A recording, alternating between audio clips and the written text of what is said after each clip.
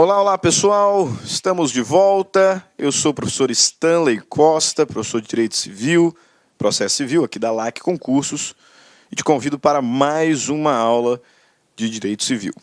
No encontro de hoje, trabalharemos o tema dos títulos de crédito em espécie.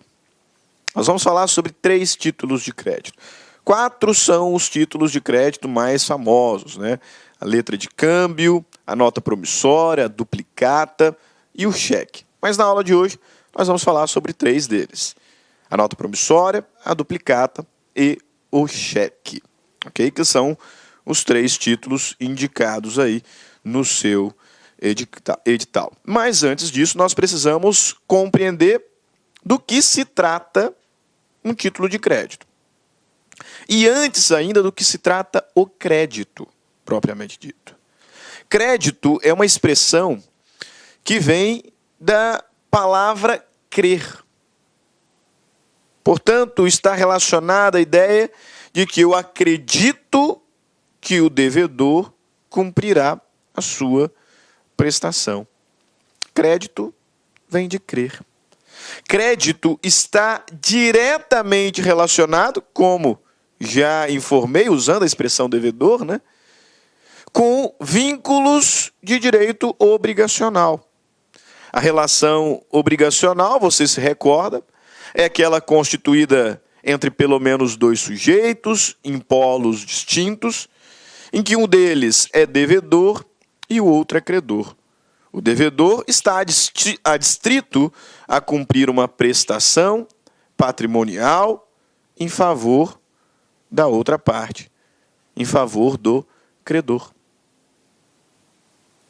Esse direito que o credor tem de ter a sua pretensão satisfeita, essa expectativa que o credor tem de que o devedor vai cumprir uma prestação pessoal, econômica em seu favor, a isso nós atribuímos o nome crédito. Por isso, colaciono aqui no nosso slide, né, do ponto de vista jurídico, o termo crédito está relacionado a vínculos obrigacionais e traduz o direito titularizado por determinada pessoa, o credor, de ter a sua pretensão satisfeita através do cumprimento de uma prestação por parte de outrem. Crédito vem de crer. Crédito, do ponto de vista jurídico, é uma expressão relacionada a direito das obrigações. A obrigação é um vínculo jurídico constituído entre 2 sujeitos, devedor e credor, sendo que este primeiro está adstrito a cumprir uma prestação pessoal econômica em favor do outro, em favor do credor. Esse direito titularizado pelo credor de receber o cumprimento dessa prestação, nós chamamos de crédito. E aconteceu que, com o passar dos anos, percebemos que este direito, crédito, por si só tinha um valor econômico. E, assim sendo, fazia parte do patrimônio do credor. Exatamente. Se eu sou o credor, portanto, se eu sou o titular de um crédito, vamos supor que R$100.000, que me será pago no dia 25 de outubro de 2020, crédito. Esse meu direito faz parte do meu patrimônio. Tanto faz que, se eu morrer, esse crédito passa para os meus herdeiros. Os meus herdeiros se tornarão os novos credores. Se o crédito faz parte do patrimônio do credor, tanto que, em falecendo, é transmitido aos seus herdeiros, por que o crédito não poderia ser transmitido entre vivos? Por que o crédito não poderia ser transmitido entre vivos? Eu não quero esperar até 2020. Então eu quero passar para frente. Posso fazê-lo? Posso. No âmbito obrigacional, inclusive, tem um instituto que serve para isso. Cessão de crédito. Cessão de crédito. Então nós percebemos que o crédito poderia ser circulado. Ele poderia ser transmitido. E é exatamente nesse contexto que surge os tais títulos de crédito. Tema da nossa aula. Os títulos de crédito, ou o título de crédito, especificamente, nada mais é do que um documento autônomo,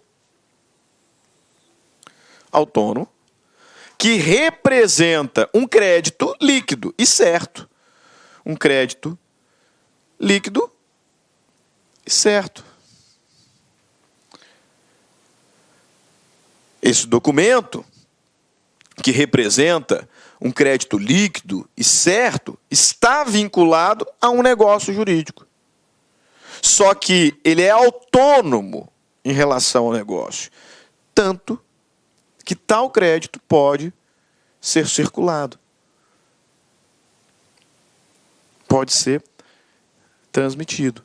É importantíssimo observar esse detalhe. O título de crédito representa um negócio jurídico. O título de crédito representa um negócio jurídico. Mas é independente dele. Independente dele. Eu posso, por exemplo, como forma de pagamento de determinado contrato de compra e venda, passar um cheque. Só que esse cheque pode ser passado para frente, através de endosso. Perceba que ele representa essa compra e venda que eu firmei com você. Mas enquanto título tem autonomia, o que facilita a circulação. O que facilita a circulação. Porque se eu não tivesse dado nenhum cheque, por exemplo, eu te devo 40 mil reais pelo carro, que vou pagar daqui só 6 meses, até lá você poderia, por um outro contrato chamado cessão de crédito, passar a sua posição para outra pessoa. E aí esse terceiro adentraria no nosso contrato com o meu credor. Mas olha a volta que nós damos. Se eu te passei um cheque, embora esse título represente o contrato originalmente, ele tem autonomia. Tem autonomia. Isso facilita a circulação. Primeira grande informação que eu quero destacar com relação aos títulos de crédito. Tá? Título de crédito trata-se de um documento autônomo, que representa um crédito líquido e certo, decorre, sim, de um negócio jurídico, ele é inicialmente constituído por conta de um negócio jurídico, como uma forma de pagamento, por exemplo, mas independe dele, independe do negócio. Inclusive, essa característica aqui tem tudo a ver com o que nós já estudamos anteriormente. Aquilo que nós já estudamos anteriormente, quando nós distinguimos fiança de aval. A fiança é uma garantia pessoal relacionada a um contrato. Um contrato. Por isso a fiança, ela é acessória ao contrato. Acessória. Se o contrato é nulo, a fiança também é. Se o contrato é extinto, a fiança também é. Já o aval é uma garantia em títulos de crédito. O título de crédito, muito embora decorra de um negócio jurídico, normalmente um contrato, tem autonomia. Tem autonomia. O título de crédito não é um acessório do contrato principal. O título de crédito tem autonomia, tem independência. E isso é muito, muito, muito importante para nós. pelo que nós já vamos notar. Mas antes disso, me permita aqui destacar que o título de crédito tem natureza de ato unilateral de vontade. Majoritariamente se entende que o título de crédito tem natureza de ato unilateral de vontade. E o legislador, no artigo 887, nos ajuda a melhorar esse entendimento inicial, esse entendimento conceitual, né, sobre os títulos. Vejamos, artigo 887. O título de crédito, documento necessário ao exercício do direito literal e autônomo nele contido, somente produz efeitos quando preenche os requisitos da lei. Então, 887 já me traz aqui uma informação muito importante relacionada à autonomia do título de crédito. A autonomia do título de crédito. E que o título de crédito tem que observar alguns requisitos, alguns pressupostos de existência e validade. Tudo independente do contrato, pessoal. Entenda isso. O contrato que fez surgir a relação obrigacional é uma coisa. O título de crédito é outro. O título de crédito serviu, né, para representar a obrigação que originou aqui. Mas ele tem autonomia. Tanto que, a despeito do contrato, ele tem que preencher os requisitos dele. Se tem autonomia, a invalidade do contrato não gera invalidade do título. E a recíproca é a mesma. A invalidade do título não gera invalidade do contrato. Artigo 888. A omissão de qualquer requisito legal que tire ao escrito a sua validade, como título de crédito, não implica a invalidade do negócio. Veja aqui mais uma vez, a autonomia. É a questão chave desse início. E aí você precisa ir acumulando conhecimento. Por isso que retornei às garantias de fiança e aval. A fiança tem natureza contratual e ela é acessória. Ela é acessória. Se o contrato principal é inválido, a fiança também é. Se o contrato principal é extinto, a fiança também é. O aval, por ser uma garantia em título de crédito, tem autonomia em relação ao contrato principal. A invalidade do contrato não atinge o aval. O aval pode ter ali questões de invalidade se os requisitos do título não forem preenchidos. E aí, veja bem agora, a omissão de qualquer requisito legal que tire do escrito, do título de crédito, a sua validade como título de crédito, não implica invalidade do negócio jurídico que lhe deu origem. A invalidade do título não causa a invalidade do contrato que o originou. E é recíproca e verdadeira, por conta da autonomia aqui existente. Artigo 889. Deve o título de crédito conter o quê? Quais são os requisitos básicos de um título de crédito? Deve o título de crédito conter a data da emissão, a indicação precisa dos direitos que confere e a assinatura do emitente. É à vista o título de crédito que não contenha a indicação do vencimento. Tá, mas aqui, requisitos muito genéricos. Por quê? Porque cada espécie de título de crédito trará, né, os seus próprios requisitos.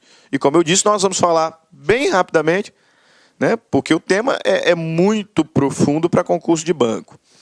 Então, nós acreditamos que a cobrança vai ser conceitual, vai ser superficial. Né, até porque senão isso aqui daria um nó tremendo na sua mente. Cada título traz os seus próprios requisitos. E nós vamos trabalhar 3 títulos. Nota promissória, duplicata e cheque. Primeiro título, nota promissória. Nota promissória é provavelmente o título desses títulos em espécie mais simples de todos. É o que tem menos formalidades. Tá? Você consegue, indo ali numa papelaria, comprar um bloquinho, né, já prontinho de nota promissória.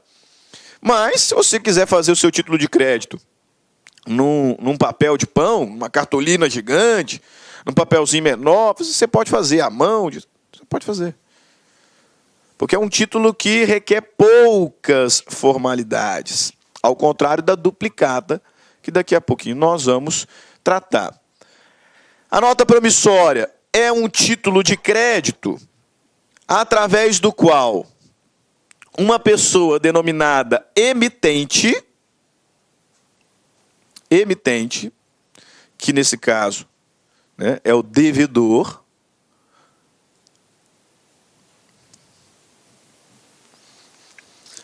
faz a uma outra pessoa, chamada de beneficiário, que é o credor, uma promessa de pagamento.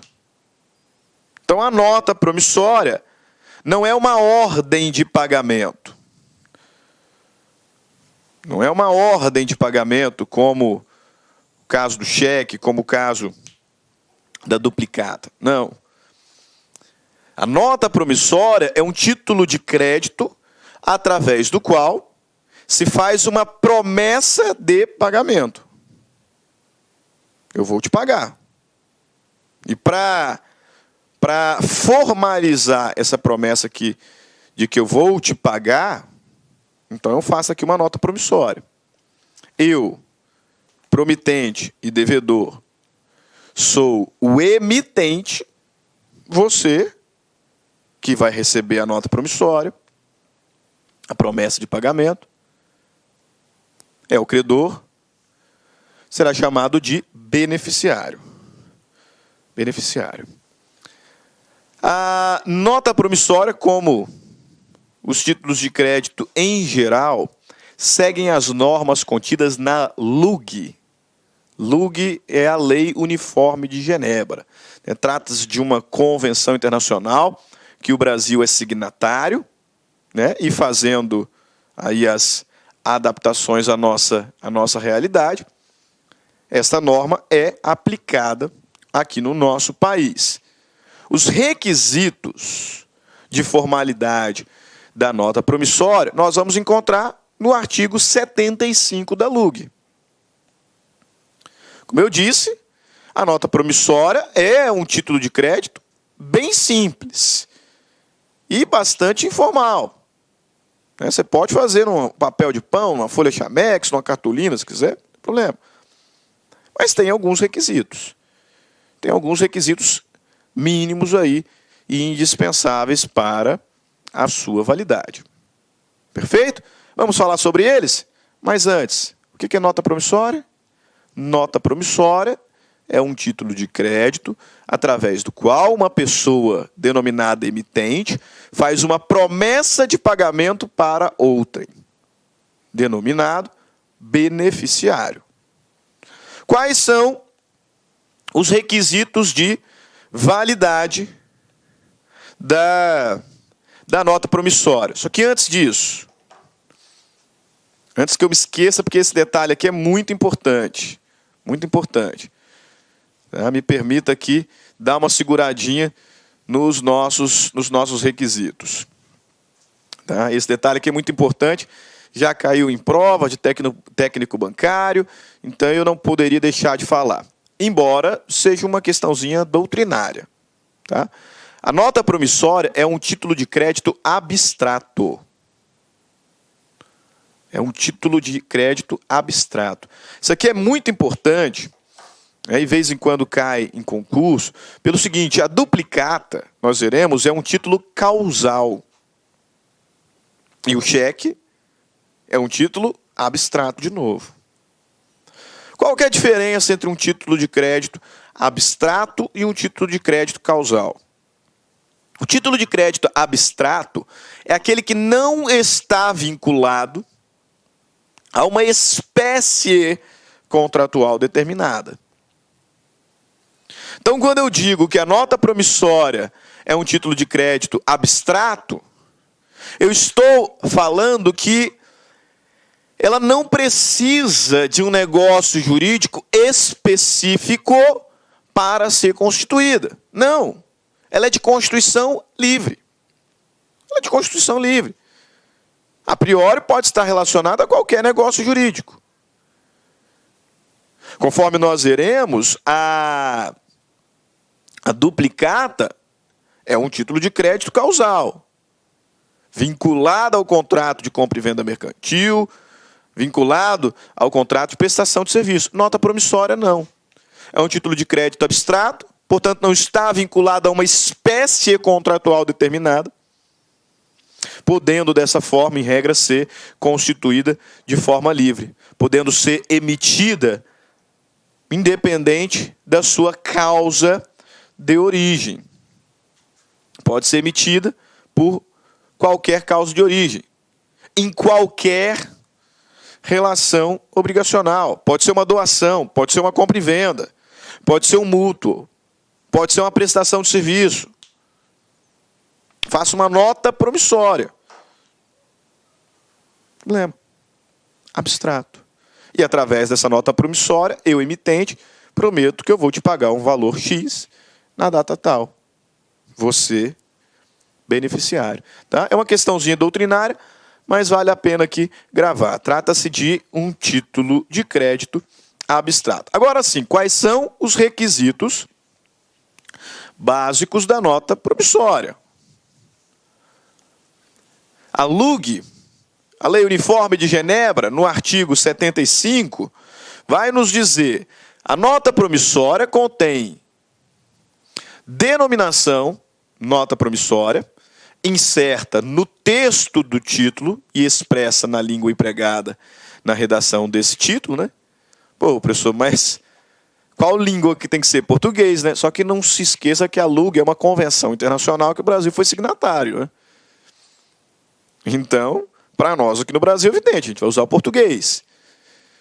Tem que trazer a denominação nota promissória, incerta, escrita no próprio título em língua portuguesa. 2. A promessa pura e simples de pagar uma quantia determinada. 3. A época do pagamento. 4. A indicação do lugar em que se efetuará o pagamento. 5. O nome da pessoa a quem ou a ordem de quem deve ser paga. 6. A indicação da data em que do lugar, a indicação da data e do lugar onde a nota promissória é passada. E 7. A assinatura de quem passa a nota promissória. Nota promissória não depende de aceite. Isso aqui é um detalhe também importante. Não depende de aceite. É um título de crédito que não depende de aceite.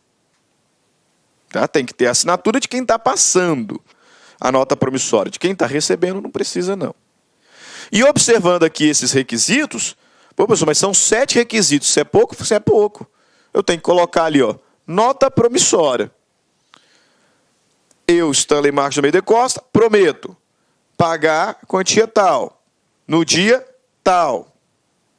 Onde? Tal cidade, tal local. Para quem? Para fulano de tal. Quando que eu estou assinando? Quando que foi emitido? Dia tal, do mês tal, do ano tal. E eu, Stanley, vou lá e assino. Então é simples. Simples. Você pode, como eu disse, fazer isso aqui num papel lá. Você, a mão mesmo, pode fazer. Não tem problema. Só que por uma questão de organização, normalmente a gente faz o quê? A gente vai numa papelaria, compra lá um bloquinho e vem. Vem aqui, ó. Um bloquinho, né, com a nota promissória. E aí nós vamos encontrar já todos os requisitos preenchidos. né? Veja aqui um espaço para o avalista, né? Se tiver.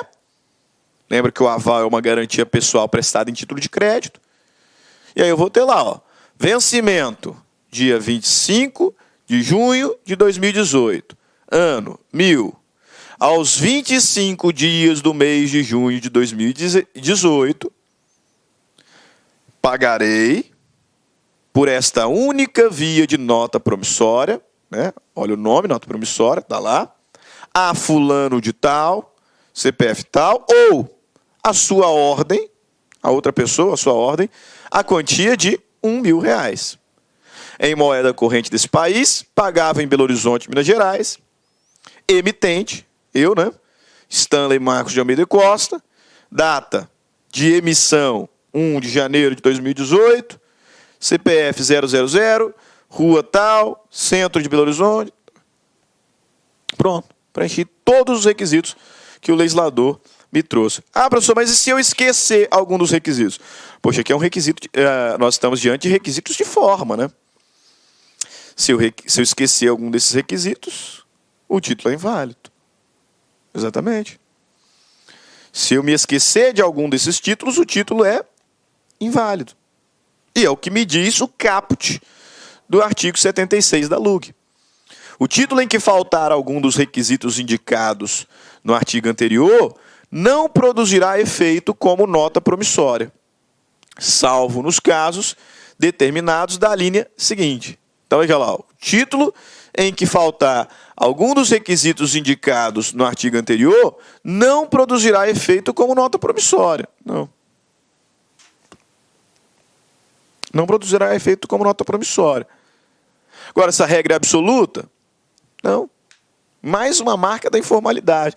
Mesmo faltando algum daqueles requisitos, excepcionalmente pode ser que a nota promissória produza efeito.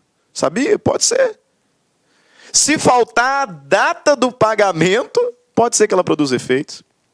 O legislador me traz exceções. Salvo nos casos determinados nas alíneas seguintes. Quais casos? Em que mesmo faltando o requisito, a nota promissória produzirá efeito. Primeiro, a nota promissória em que se não indique a época do pagamento, eu não coloquei lá a data do pagamento. Não vai produzir efeito. Vai sim. Nós vamos considerar como uma nota promissória à vista. Como uma nota promissória à vista.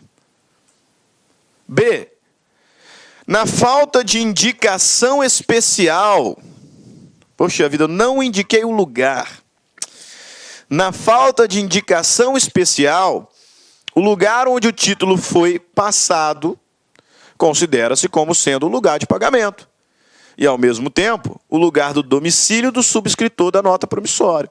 Poxa, esquecemos de colocar o lugar. Esquecemos de colocar o local. Qual que é o meu domicílio? Então, considero como o local. Local de pagamento. Onde que eu passei? Considero, então, como local de pagamento. Ok? C. A nota promissória que não contém a indicação do lugar onde foi passada, aí é o contrário, né? Na B está falando, se eu esquecer o local de pagamento, considero como local de pagamento onde ela foi passada ou o domicílio do emitente. Agora o contrário. A nota promissória em que não contenha a indicação do lugar onde foi passada, considera-se como tendo sido o lugar designado ao lado do nome do subscritor. Então, vem e também resolve. Ok? Nota promissória, portanto, um título de crédito extremamente simples. Extremamente simples. Promessa de pagamento que uma pessoa devedora, chamada de emitente, faz a outra pessoa, denominada beneficiário, que é o credor. Trata-se de um título de crédito abstrato. Por quê? Porque ele não está vinculado a uma espécie contratual determinada. Pode ser um contrato de compra e venda, pode ser um contrato de doação, numa prestação de serviço. Não faz diferença. Agora, a duplicata, aí a história muda de figura. Por quê? Primeiro ponto, a duplicata é um título de crédito causal. É um título de crédito causal. Portanto, a duplicata não pode ser passada à torto e direita, em qualquer relação contratual. Aí é um mútuo, vou fazer uma duplicata. É uma doação, vou fazer uma duplicata. Se não, a duplicata não pode ser passada à torto e direita. Por quê? Porque trata-se de um título de crédito causal, que existe para representar créditos em contratos específicos. Quais são esses contratos, professor? Contrato de compra e venda mercantil, contrato de compra e venda mercantil e o contrato de prestação de serviço. Contrato de compra e venda mercantil e o contrato de prestação de serviço.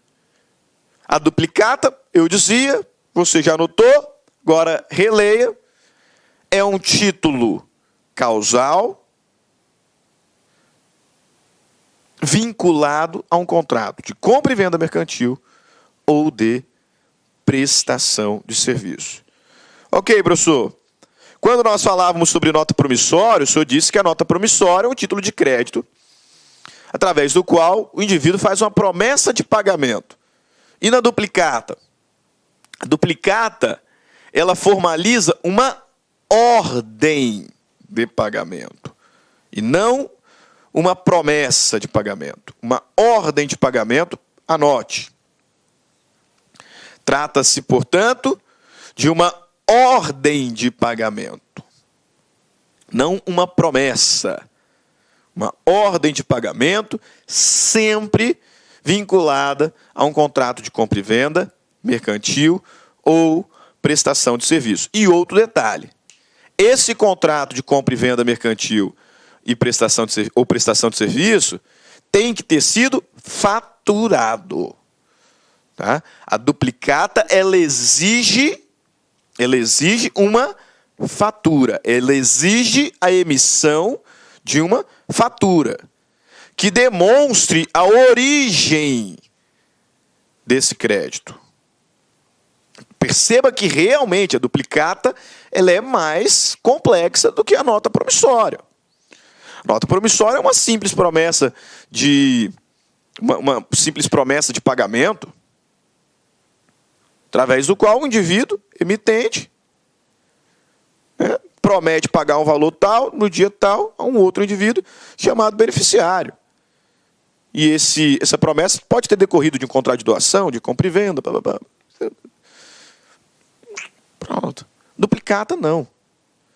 A duplicata é uma ordem de pagamento, um título de crédito causal, diretamente relacionado a duas espécies contratuais, compra e venda mercantil, prestação de serviço, e ela exige a emissão de uma fatura, como demonstrativo da origem do crédito.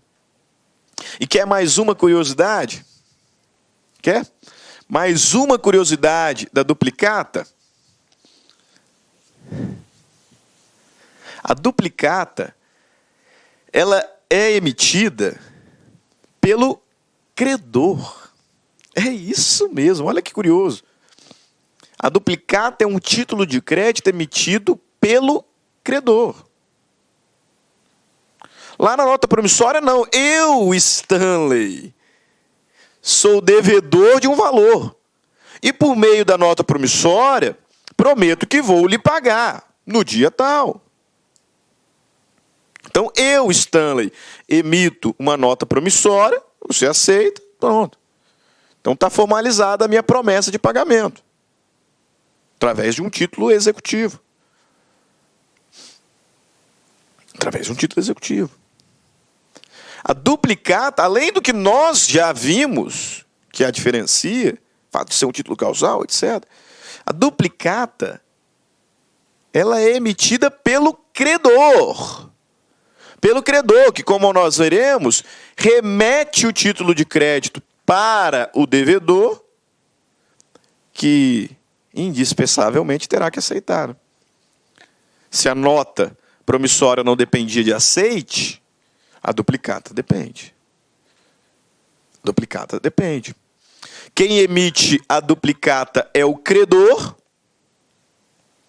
vez que se trata de um título de crédito causal, né? Então, a pessoa com quem estou firmando um contrato de compra e venda mercantil, com quem estou firmando a prestação de serviço, né? Ela emite a duplicata para mim, que vou pagar a duplicata. Né? Causal. Quem emite é o credor.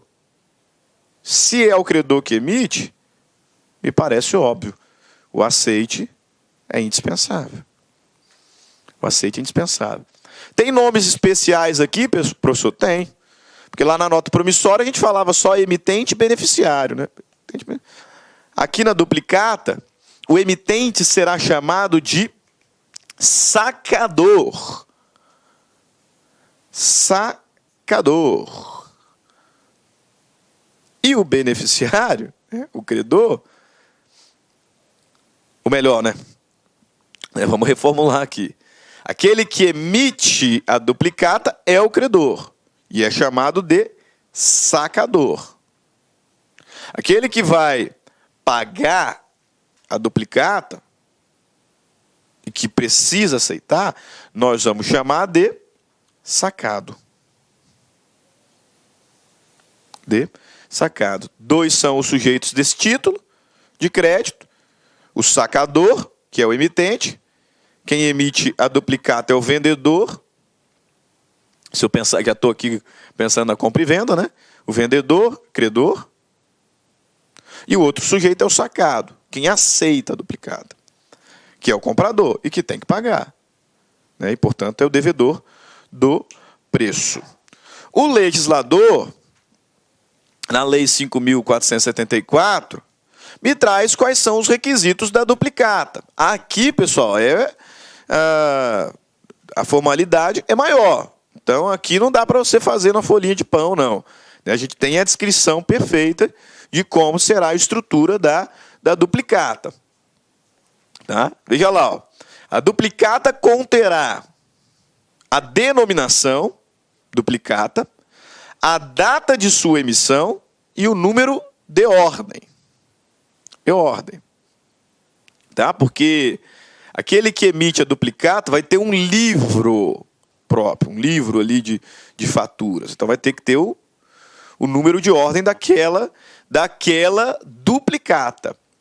Além do número de ordem da duplicata, lembre-se que a duplicata está relacionada a uma fatura. Portanto, é indispensável que se escreva também o número da fatura com a qual aquela duplicata está relacionada. Tem que vir o nome, duplicata, a data da emissão, o número de ordem, o número da fatura, a data do vencimento ou uma declaração de que ela vai ser à vista. Além disso, o nome e o domicílio do vendedor e também o nome e domicílio do comprador. Já que é funilando a duplicata aplicada à compra e venda, né? A importância que será paga em algarismo e, por extenso, a praça do pagamento, né? O local do pagamento, a cláusula, a ordem, né? Você paga fulano de tal ou aquela outra pessoa a ordem desse. Por que essa cláusula é indispensável? Porque é o que vai permitir a circulação da duplicata por endosso. É o que vai permitir a circulação da duplicata. A declaração do reconhecimento de sua exatidão e da obrigação de pagá-la a ser assinada pelo comprador como aceite cambial. Tá? Então, depois de feito aqui, eu mando lá para o devedor, né, que é o comprador, e ele vai ter que declarar que reconhece a exatidão da obrigação de pagar assinar aceitando. E se eu preciso do aceite do devedor, é óbvio, eu preciso também do aceite do emitente. É que esses requisitos estão um pouco fora de ordem, né? O legislador colocou dessa forma, mas tem aqui uma ordem a ser seguida. A assinatura do devedor vai ser o último ponto, na verdade. Que eu vou mandar essa duplicata para ele, vou remeter para ele, e ele vai assinar e me devolver. Mas, como eu disse, é uma duplicata um pouco mais formal, precisa respeitar uma estrutura, né? E esse aqui é o grande exemplo de duplicata que a gente vai encontrar aí Google afora. Né? Veja aqui os dados do vendedor, né? Que é o credor do preço, o sacador, dado, companhia limitada, Rua A, Jardim IP, São Paulo, capital. A data da emissão, o nome, né? A expressão duplicata, a data da emissão, o número da fatura, né? O número da fatura a qual essa duplicata está relacionado, o número de ordem da duplicata, o valor e a data de pagamento. Foi emitida no dia 1/4/1999, número de ordem 007585B, número da fatura 777585, valor R$ 485, data de vencimento 4 de maio. Nome do sacado, Rosa dos Ventos, blá, blá, blá, blá, endereço, CPF, praça de pagamento, CEP, valor por extenso, não pode ser só em algarismo, né? Valor por extenso, a declaração, a ordem, reconhecendo ali a exatidão da duplicata de venda mercantil, na importância acima, né, que pagamento a dado companhia, ou a sua ordem na praça de vencimento, data do aceite, assinatura do sacado, e aqui do lado, a assinatura do sacador. Então, todos os requisitos que a lei me exige, aqui postos, para que a duplicata seja, então, constituída. Ela vai ser constituída sem a assinatura aqui, ó, porque lembra que quem emite a duplicata é o credor. Preencho tudo aqui, deixo em branco a data e a assinatura. E mando para o devedor. É no nosso caso aqui de uma compra e venda, para o comprador. Remete, né, o vendedor, que é o credor, emite, observando aqui todas essas regras, passando lá no livro dele também, manda para o comprador, devedor do preço, aceita e devolve. Aceita e devolve. Esse é o trâmite, né, da duplicata. Como que a duplicata vem regulada na lei? Veja lá, artigo 6º. A remessa da duplicata poderá ser feita diretamente pelo vendedor ou por seus representantes. Então, o vendedor vai lá e remete a duplicata que emitiu ao comprador na praça ou no lugar do seu estabelecimento, podendo os intermediários devolvê-la depois de assinar. Então, mando para o comprador, que é o devedor, ele aceita, manda devolver para mim, vendedor, credor, sacador, né, que é o emitente. O prazo para a remessa, então, para eu enviar essa duplicata, será de 30 dias, contado da sua emissão, senão tem que emitir outra. Emitir, tenho 30 dias para remeter. A duplicata, quando não for à vista, deverá ser devolvida, então, aceita e devolvida pelo comprador, ao apresentante, dentro do prazo de 10 dias. Contado da data de sua apresentação, devidamente assinada ou acompanhada de declaração por escrito contendo as razões da falta de aceite. Então, uma vez emitida, 30 dias para remeter, o devedor recebeu, o comprador, devedor recebeu, Então eu tenho 10 dias para devolver. Devolver aceitando ou devolver com uma declaração, né, justificando ali as razões porque eu não aceitei. Quais são essas razões, professor? O indivíduo comprou, eu fiz a duplicata, mandei para ele. Por quais razões ele poderia deixar de assinar? Aceitando. O legislador me traz. Parágrafo 8º do artigo 6º. O comprador só poderá deixar de aceitar a duplicata por motivo de... Já lá, quais são os motivos para se deixar de aceitar a duplicata? Avaria ou não recebimento das mercadorias quando expedidas, ou não entregues por sua conta e risco. Então, chegou lá avariada a mercadoria. Avaria ou não recebimento, ou não chegou. Chegou avariado ou não chegou. Quando não expedidas ou não entregue por conta e risco. 2. Vícios, defeitos e diferenças na qualidade ou quantidade das mercadorias devidamente comprovadas. Chegou com defeito, chegou com vício, quantidade está diferente, qualidade está diferente. Divergência nos prazos. Opa, chegou aqui falando que eu vou pagar 2 meses antes. Não, pera lá, essa duplicata foi emitida errada. Está falando aqui que eu vou pagar 2 meses antes do que nós ajustamos. Opa, o preço está 15% mais caro do que eu falei que eu ia pagar. Errado. Então eu não vou aceitar. Vou devolver ali com a declaração justificando não aceite. Né? Ok? Beleza. Mas aí eu devolvi.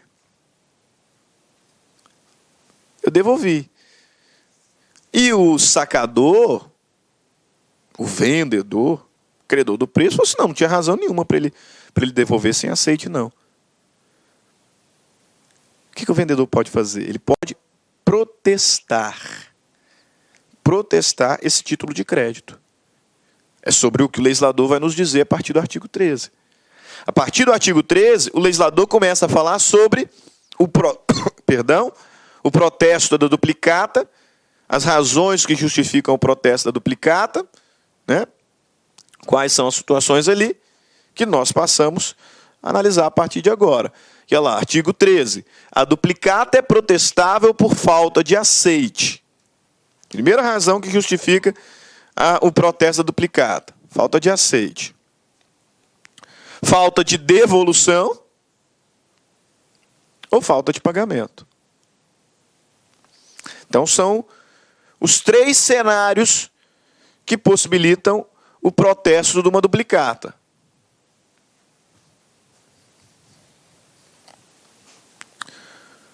O vendedor emitiu a duplicata nos termos como o legislador exige, remeteu e o comprador não aceitou. Pronto, então, protesto. Se as razões para ter deixado de aceitar não são justificáveis, protesto. Ou ele aceitou e não pagou. Protesto. Ou ele simplesmente não devolveu no prazo. Eu mandei a duplicata para ele, ele não aceitou, e não é só ter deixado de aceitar, não, ele não me devolveu. Nesses 3 cenários, o legislador, né, me diz ser possível o protesto da duplicata. Só que o procedimento vai variar um pouquinho, a depender da situação. Segue o legislador. Por falta de aceite, de devolução ou de pagamento, o protesto será tirado conforme o caso, mediante a apresentação da duplicata ou da triplicata. Como assim triplicata, professor? Se ela extraviou, eu não preciso emitir uma nova, posso emitir uma triplicata, como se fosse uma segunda via, né? Mediante a apresentação da duplicata ou triplicata, ou ainda por simples indicação do portador na falta de devolução. Tá? Que o texto é interessante. Veja bem, se o fundamento do meu protesto é falta de aceite ou falta do pagamento, eu credor, eu que emiti a duplicata, estou com ela aqui nas minhas mãos. Então, para protestar, eu vou levar. Agora, como é que eu vou protestar o título sendo que ele não foi devolvido? Vou protestar por indicação. Por indicações de quem porta, de quem está com a duplicata. Né? Por falta de aceite de devolução ou de pagamento, o protesto será tirado conforme o caso, mediante a apresentação da duplicata, da triplicata, ou ainda, né, mediante a apresentação na primeira hipótese e na terceira hipótese, falta de aceite, falta de pagamento, ou ainda por simples indicação do portador, na falta de devolução mesmo do título. Ok? Belezinha? Ótimo. Parágrafo 2º. O fato de não ter sido exercida a faculdade de protestar o título por falta de aceite ou de devolução não elide o protesto por falta de pagamento. Né? Então, o fato de ter sido devolvida sem aceite, não ter sido devolvida, e eu não protestei, não me impede depois de protestar, quando vencido o prazo, por falta de pagamento. O protesto será feito na praça do pagamento, aquela que consta no título. O portador que não tirar o protesto na duplicata em forma regular dentro de 30 dias, contado da data do seu vencimento, perderá o direito de regresso contra os endossantes e os respectivos avalistas. Né? Algumas vezes os alunos perguntam, qual que é a consequência de não protestar? Se eu não fizer o protesto, eu não posso executar? Não necessariamente. Dependendo da situação, mesmo não tendo sido protestado o título, é possível executar judicialmente. Possível. Na verdade, a grande consequência de não se protestar no prazo, olha lá, ó, portador que não fizer o protesto duplicado em forma regular dentro de 30 dias contado do vencimento, grande consequência é o quê? Que eu perco o direito de regresso contra eventuais endossantes e avalistas. Aí eu não vou poder regredir contra endossantes. Né? Imagina que essa duplicata chegou a mim por endosso, não fui eu que menti, né? Foi. Chegou até mim. Venceu, né? O sacado não me pagou. Se eu não protestar, eu perco o direito de regredir contra os endossantes. E também contra o avalista. O legislador está me dizendo aqui como grande consequência.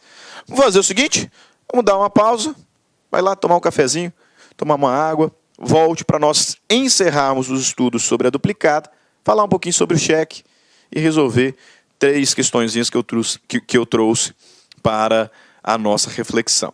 Ok? Grande abraço, até daqui a pouco.